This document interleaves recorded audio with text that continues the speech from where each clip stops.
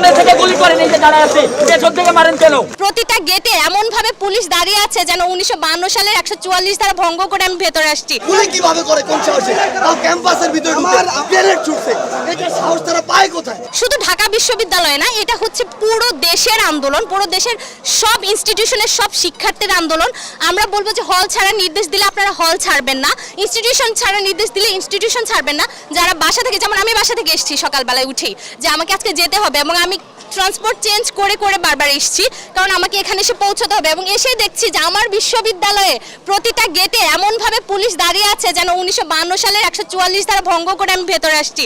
এবং তাদের যে চাহনি, সেই চাহনি ছিল যে কে যাচ্ছে, এবং আমিও তাদের দিকে উল্টো চাহনি দিয়েছি যে ভাই এটা আমার ক্যাম্পাস এবং তুমি এসে দাঁড়িয়েছো আমার ক্যাম্পাসে, আমি আমার ক্যাম্পাসে ঢুকতে পারি।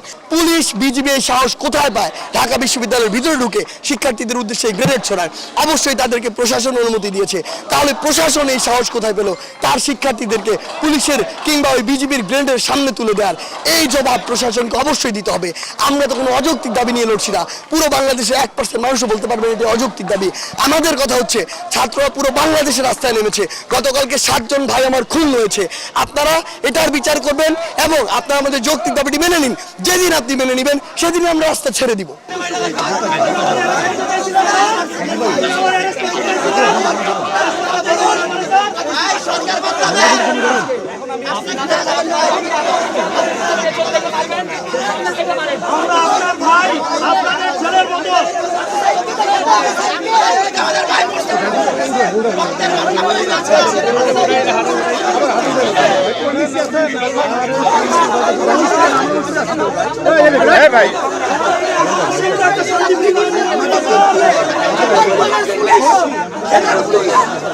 আমাদের ক্যাম্পাসে, আমাদের হলে আমরা কোনো সন্ত্রাসী থাকতে দেবো না, কোনো ছাত্র রাজনীতি থাকতে দেবো না।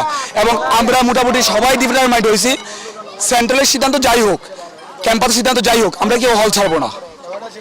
তারা কি সিদ্ধান্ত নেবে জানি না, কিন্তু আমার ভাই আজকে কবরে আছে, আমার বোনেরা আহত হয়ে ক্যাম্পাসে হাসপাতালে পড়ে আছে। এই মুহূর্তে প্রশাসন কি ডিসিশন দেয় এটা আমাদের কিচ্ছু যায় আসে না। আমরা হল ছাড়বো না, আমরা আমাদের দাবি আদায় হওয়ার আগ পর্যন্ত আমরা মাঠে আছি। ছাত্রলীগের সন্ত্রাসীদেরকে, কোন টুকাই বদমাস গুন্ডাদেরকে হল ক্যাম্পাসে অবস্থান করতে দেব না, দেব না। যতই চেষ্টা করুক না কেন, হল ক্যাম্পাস শিক্ষার্থীরা কোনোভাবেই ছাড়বে না, কোনোভাবেই হল ক্যাম্পাস কোনোভাবেই সন্ত্রাসীদের হাতে ছেড়ে দিবে না। চাইলে জীবন চলে যাবে, তবু আমরা হলকে সন্ত্রাস মুক্ত, অছত্র মুক্ত করেই ছাড়বো।